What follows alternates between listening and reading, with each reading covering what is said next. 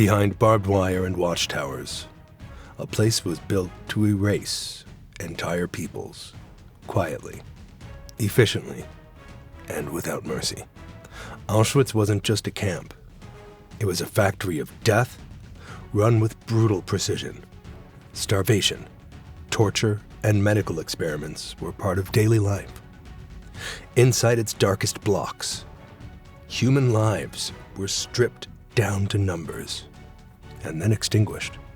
What happened there didn't just scar history, it changed it forever.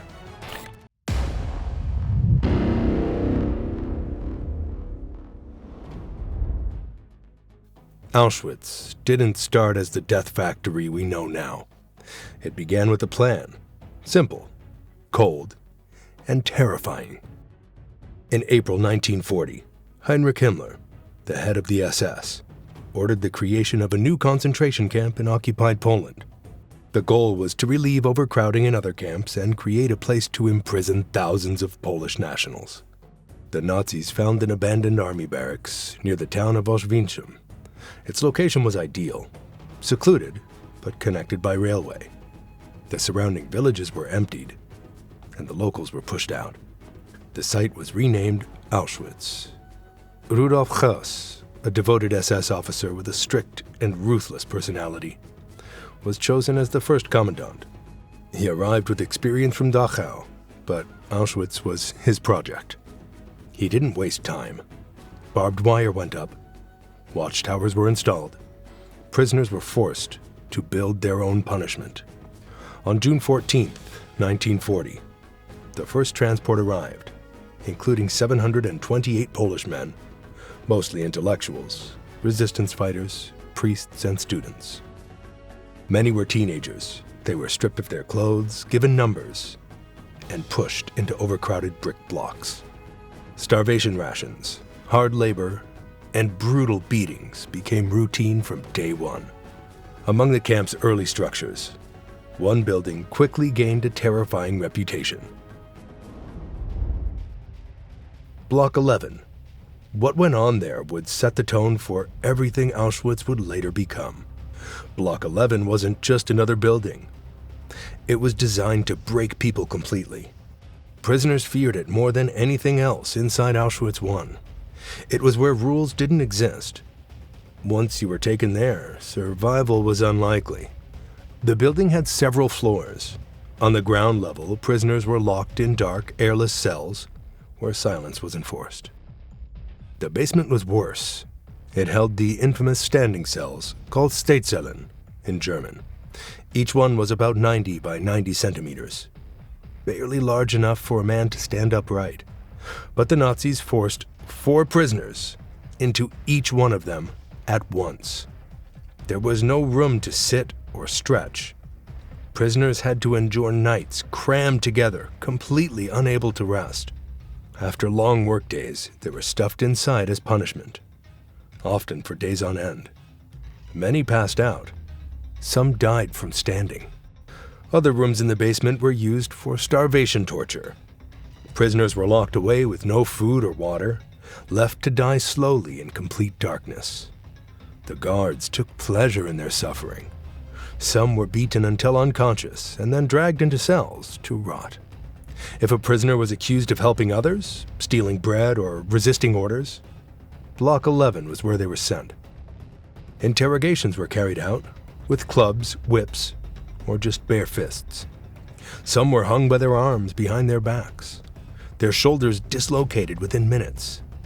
Others were tied to chairs and beaten for hours.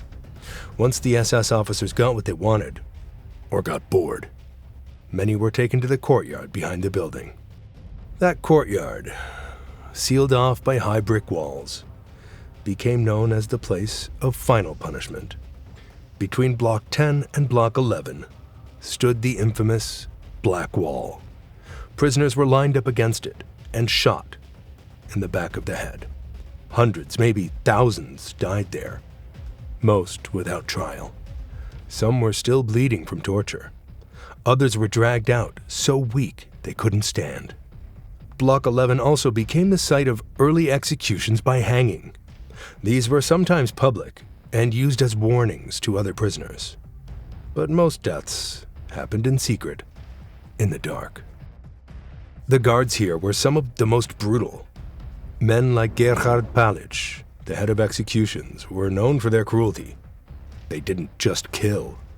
They made sure the process was humiliating and slow. As this building filled with screams and silence, a new chapter of evil was being prepared just beyond the fence. By the summer of 1941, Auschwitz was no longer just a prison camp for political enemies. It was being transformed into something much darker, a key part of the Nazi plan to wipe out entire populations. During a visit that year, Heinrich Himmler personally inspected the site. He saw its potential, a place hidden in the Polish countryside with railway access and plenty of space to expand. He gave the order to build a second camp nearby, named Auschwitz II, Birkenau. Construction began in October 1941. It was massive, over 175 hectares. Rows of wooden and brick barracks were put up quickly, many by the labor of prisoners themselves. The SS made it clear that this was not just a place for forced labor. This was going to be a place for organized, industrial killing. By March 1942, the first transports of Jewish men, women, and children started arriving at Birkenau. Each transport was packed up to 2,000 people at a time, crammed into cattle cars without food, water, or space. When the doors opened, they were greeted by SS guards, barking dogs, and floodlights. What came next was the selection. On the railway ramp, SS doctors and officers stood in front of the arriving crowd. With a simple motion of the hand, they decided a person's fate. The elderly, the sick, pregnant women, and children were sent straight to the gas chambers. No records, no trials, no names. Just immediate death. The stronger men and women were sent into the camp, but their survival was temporary. They were pushed into overcrowded barracks, given thin uniforms and tattooed with numbers. Their identities were stripped away. Inside Birkenau, certain blocks became known for the worst treatment. Block 10, Block 11, and Block 25. Block 10 looked like any other brick building from the outside. But what happened inside was anything but ordinary. It was reserved for a specific kind of cruelty, which included medical experiments disguised as science, carried out on women who had no say, no rights, no protection. The women held in Block 10 came from all over Europe. Most were Jewish or Roma. Some were taken from transports, others selected from within the camp. All were stripped of their names and marked with numbers. To the SS doctors, they weren't people. They were materials for testing. Dr. Karl Klauberg was one of the main figures behind the experiments in Block 10. He was obsessed with finding a fast and cheap way to sterilize women, especially those from groups the Nazis considered racially inferior. He injected chemical substances, mostly formaldehyde-based components, directly into women's fallopian tubes. These procedures were done without anesthesia. The pain would have been unbearable. Many women passed out. Others screamed for hours afterward. The goal wasn't to heal, it was to destroy. The chemicals caused extreme inflammation, internal bleeding, and severe infections. Some women were forced to undergo multiple procedures, many dying from complications. Those who survived were often left infertile for life, their bodies damaged beyond repair. At the same time, Dr. Horst Schumann carried out radiation experiments on both women and men. He used X-rays to damage reproductive organs. Victims were forced to lie naked under powerful radiation machines, often for long periods. The burns were severe. Skin peeled off, organs failed. Some were later dissected to examine the internal damage. There was no warning, no care, and no follow-up. If a woman was too weak to continue, she was taken away. off into Block 25, where she'd be added to the next group, sent to the gas chambers. Inside Block 10, the women tried to support each other in whatever small ways they could. A whispered prayer, a shared piece of bread, a hand to hold during the worst moments. In the middle of such darkness, they formed quiet bonds of resistance, trying to stay human in a place built to erase their existence. While these women suffered in silence, just next door, in Block 11, the Nazis were testing a new method of killing, one that would change the scale of death forever. By mid-1941, the Nazi leadership was searching for faster, more efficient ways to kill large numbers of people. Shooting prisoners one by one was considered too slow, too messy, and too emotionally difficult for the SS. What they wanted was a method that was impersonal, something that could be scaled up. The answer came in the form of a pesticide. Zyklon B was originally used to kill lice in clothing and buildings.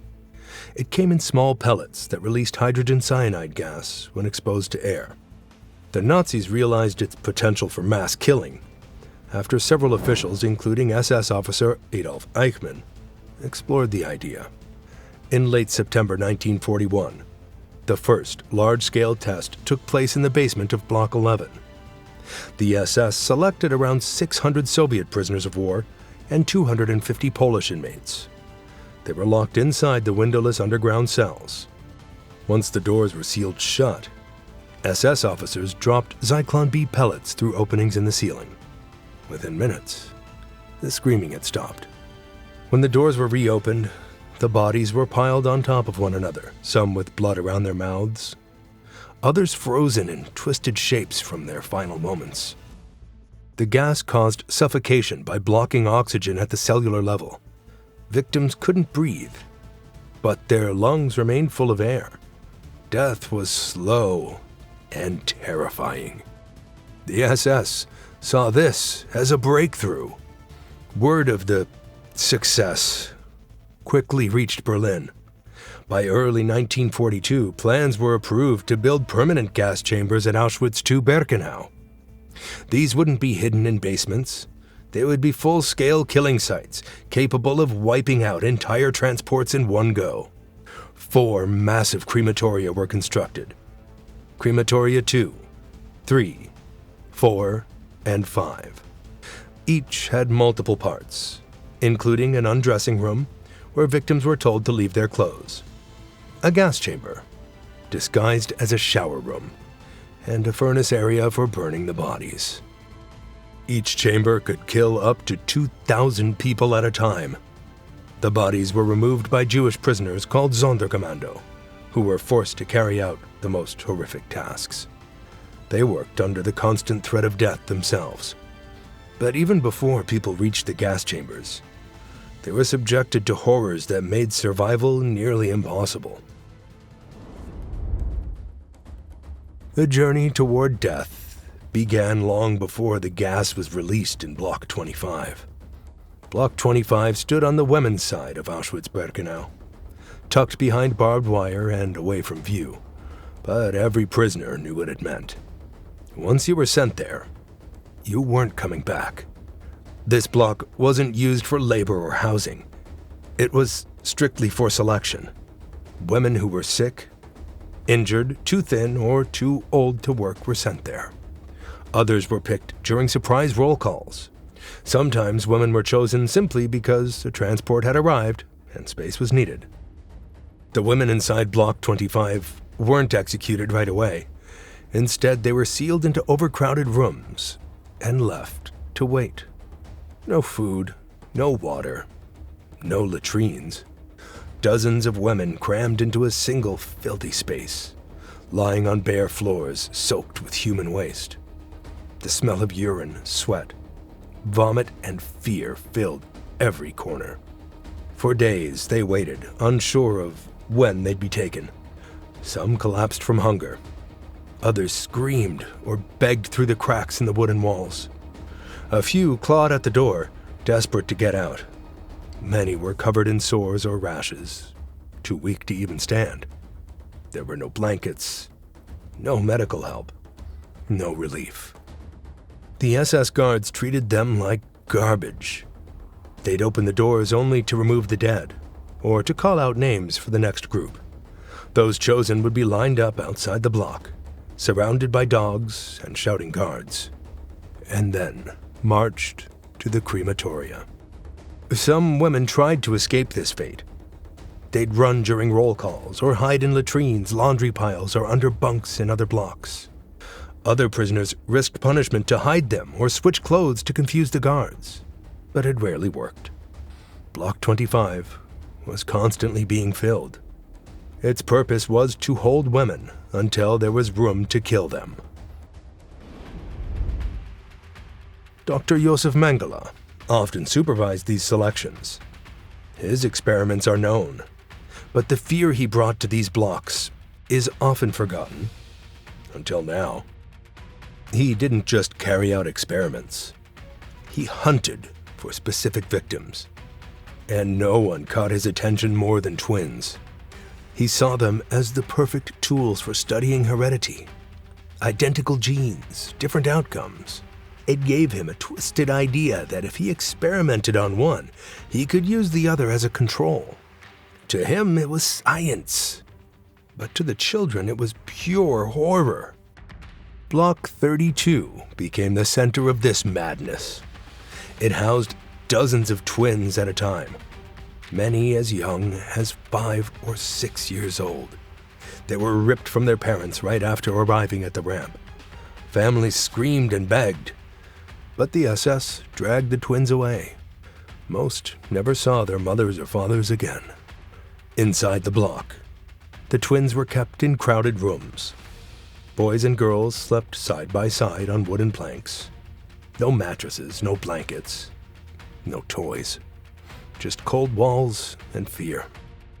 They were given slightly better food than other prisoners, but only because Mengele wanted them healthy enough for tests. Every morning, the twins were lined up and marched to Mengele's lab. There, he and his assistants took blood, sometimes several times a day. He measured their skulls, noses, and limbs with metal calipers. He stared into their eyes for hours, searching for patterns. Sometimes, he injected dyes into their eyeballs, trying to change their color. The children screamed in pain. On other days, Mengele performed surgeries without anesthesia. He injected chemicals into their spines, opened their bodies to examine organs, or stitched twins together in grotesque attempts to create conjoined siblings. If one twin died, he killed the other to perform comparative autopsies. Out of the roughly 3,000 twins brought to Auschwitz, barely 160 to 200 survived. The rest were killed, died from infections, or simply disappeared. But that wasn't all. In February 1943, a new section was added to Auschwitz-Birkenau. This part wasn't like the others. It was fenced off and labeled as a Zigeunerlager, the Gypsy family camp. Block 13 became the center of it. Unlike most other prisoners in Auschwitz, the Roma were initially allowed to stay with their families. Husbands, wives, children, and grandparents lived together, but that was the only small mercy they received. Conditions inside the Roma camp were brutal from the start. The barracks were overcrowded, poorly built, and freezing cold in winter. Most had no heating, no proper toilets, and hardly any ventilation. Water was scarce and often contaminated. Within weeks, the disease began to spread. Children were especially vulnerable. The food rations were smaller than in the rest of the camp, barely enough to keep anyone alive. Bread was moldy, soup was just hot water with a trace of vegetable, and sometimes prisoners were given nothing at all. Starvation weakened their bodies, and sickness finished the job. There was no real medical care. Many were simply left to die. Others were selected for experiments. By mid-1944, the Nazis began shutting down the Roma camp. The prisoners knew something was coming. Rumors spread quickly. On May 16th, the SS tried to liquidate the camp, but the Roma fought back. Armed with tools and whatever they could find, they refused to leave the barracks. The SS backed off, temporarily, but it didn't end there. On August 2nd, 1944, the final order came. Late at night, the SS surrounded the camp. Loudspeakers told everyone to get out. Guards stormed in and dragged families from their beds.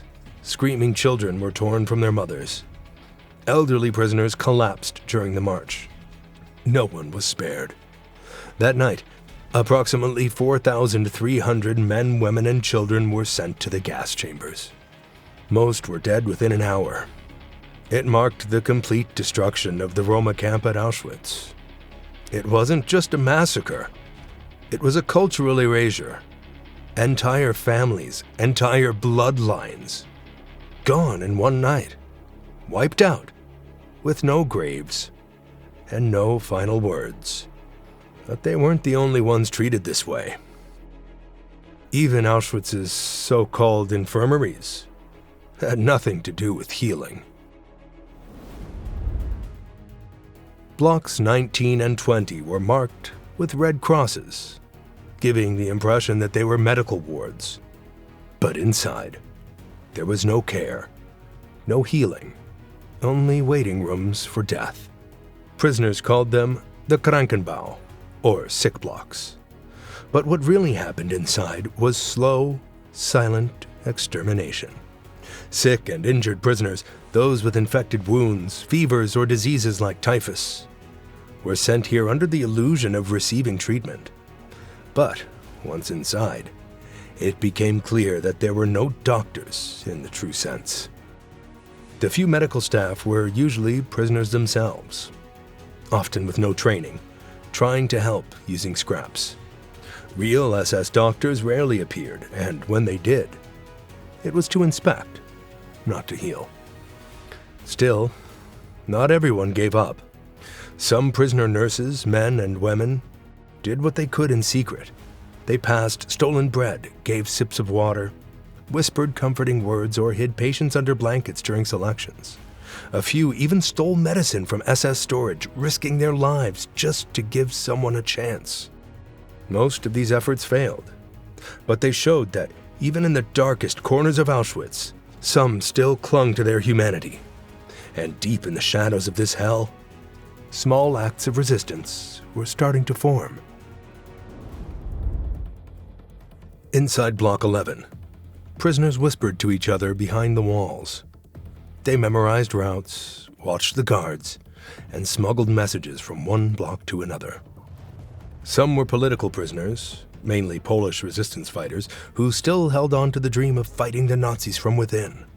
Outside the death blocks, a handful of Jewish prisoners assigned to the Sonderkommando were also preparing for something big. These were men forced to guide victims into gas chambers, remove bodies, and burn them in crematoria. They had seen everything. They had lost everything, and they knew their time was limited. The plan started with gunpowder. In Auschwitz's munitions factory, 4 young Jewish women, Alla Gärtner, Rosa Robota, Esther Watschblum, and Regina Safirstein, risked their lives every day. They secretly smuggled tiny amounts of explosive powder into their clothes and hair. Just a pinch at a time, they passed it to resistance members inside the camp. It took months to gather enough. They knew the price of being caught. Finally, on October 7th, 1944, the revolt began.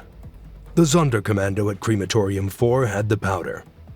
With homemade grenades and makeshift weapons, they attacked the SS guards.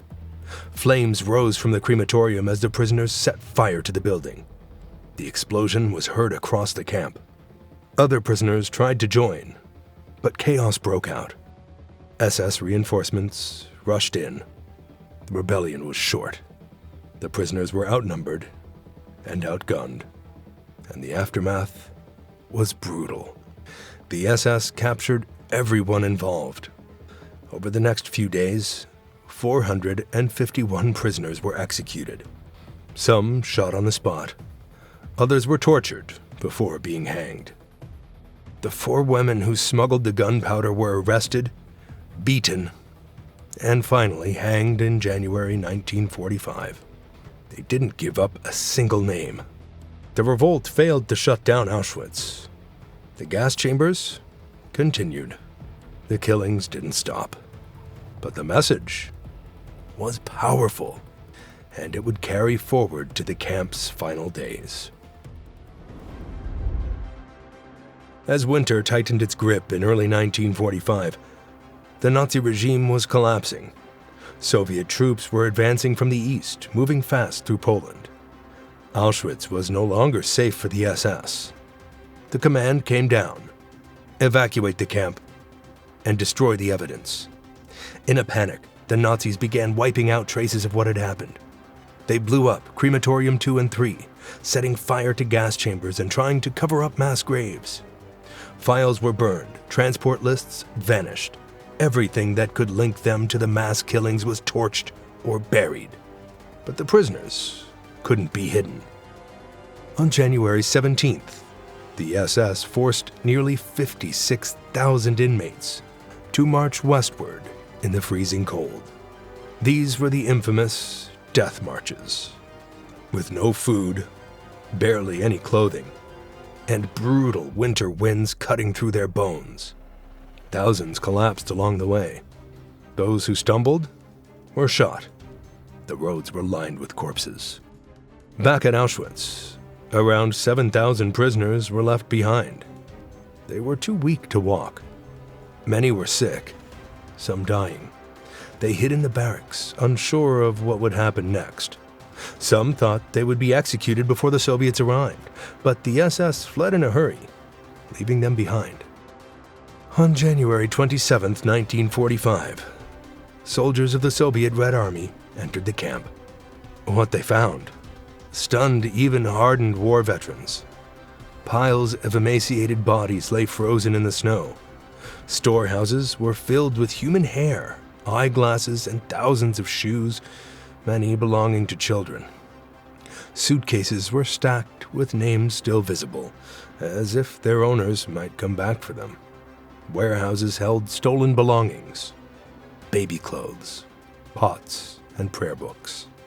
Then came the survivors, bones showing through the skin, eyes wide with fear. Many couldn't speak. Others tried to tell what had happened, but the stories were so horrific, they were hard to believe at first. After the liberation, Auschwitz became a name known around the world, but much of the camp had already been destroyed by the retreating Nazis. Still, key buildings remained, and among them were the death blocks. Blocks 10 and 11 stood untouched, frozen in time. Today, they form part of the Auschwitz-Birkenau State Museum. Visitors walk the same paths prisoners once marched. They step into Block 11 and see the suffocating standing cells. They look down into the basement where Zyklon B was first tested. Outside, the execution wall remains a dark, quiet place where so many were shot. In Block 10, the rooms used for medical experiments are still there. The metal beds, the charts, the windows where women stared out, hoping for help that never came. There are no actors, no sound effects, just the original spaces and the truth they carry with them. Each brick, each wall tells a story of fear, pain, and resistance. But the deepest horror of the death blocks wasn't just the killing. It was the long, slow breakdown of the human soul. The waiting, the silence, the uncertainty of when the door would open, and if it would be for another experiment, another beating, or a final walk to the gas chambers. These blocks aren't just buildings. They're graves without headstones, memorials without flowers. And though time has passed, their weight still lingers, not just as history, but as a warning of what happens when humanity is stripped away and cruelty is allowed to rule. Because inside Auschwitz's death blocks, the world saw the worst of what people can do.